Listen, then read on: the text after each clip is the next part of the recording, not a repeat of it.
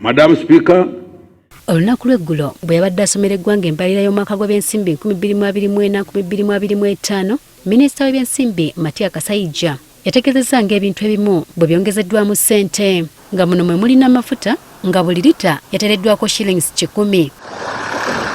Olw'okuba amafuta kwe kutambulira ebyenfuna by'eggwanga, wabaddewo okutya ng'ensimbi ezayongezeddwamu bwe ziyinza okulinnyisa buli kintu. Twogeddeko n'omukugu ate nga mutunuulizi wa byanfuna John Kakungulu wa Lugembe ng'ono ssentebe w'abalina bizinensi entonotono okumanya obugazi bw'ensonga eno. Ono atutegeezezza nti wadde ssente zino ezayongezeddwa ku mafuta ntono, kumpi buli muntu wakukosebwa. 10 kino kitegeeza buli omu ajja kisasulako kuba buli omu yeetaaga amafuta. Either emmotoka yo oba ogisasulira, bw'oba olinya takisi era ozisasula, nannyini takisi ajja zikusaba. Bw'oba olinya bodaboda bajja gyongeza okulaba nti ssente z'amafuta zino ze bongeza era naawe okola ki okuzisasula.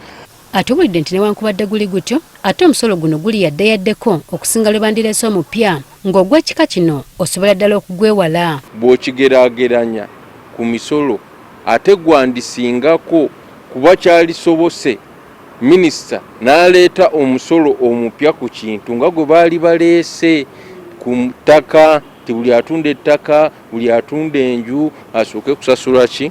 Wakiriko guno ogw'amafuta kuba guno nze asalawo ddi lwensasanya ssente zo oba ddi lwensasula omusolo.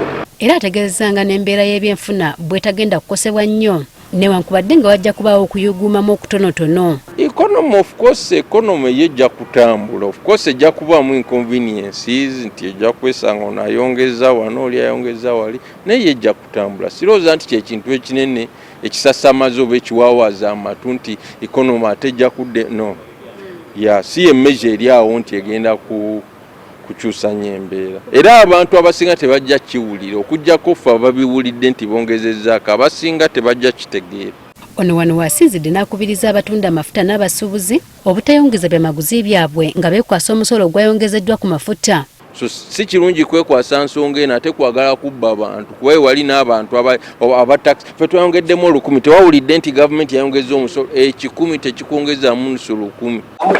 Kyokka abasuubuzi mu kikubo abeegattira mu kibiina Kikubo Enterprise Initiative embalirira ne yasomeddwa eggulo bagamba nti tebagifunyeemu nga bwe babadde basuubira. Bagamba babadde n'essuubi nti emisolo egimu gyandibaggyibwako kuba baludde ebbanga nga balaajana olw'obuyitirivu bwagyo. Bwebanga ku 45 trillion saafunamu ate ku 72 enaafunira ng'ate ogenza okugireeta ng'abantu bakaaba banyigizibwa nnyo. Ffe tubadde tusuubira nti bajeti yalisse olw'ensonga ti economy eri wansi. Mulina okutunuulira ebintu ebibadde bisasula ssente nga nnyingi ne mu bisala. Kyazze ddala twongera nnyo kubanga bwe tuba tugamba sisitimu eri mu kututta sisitimu aye n'otulaga nti era ffe tulina okuvaamu omusolo ogusinga obunene. Bangi ku bano bagamba bolekedde okuva mu bizinensi olw'omusolo omungi. Budget target. I'm very sure bo bajja achieving but in the short run. Wabula kati essuubi balina mu nsinkano yaabwe n'omukulembeze w'eggwanga enaabawo ng'ennaku z'omwezi 2 omwezi guno.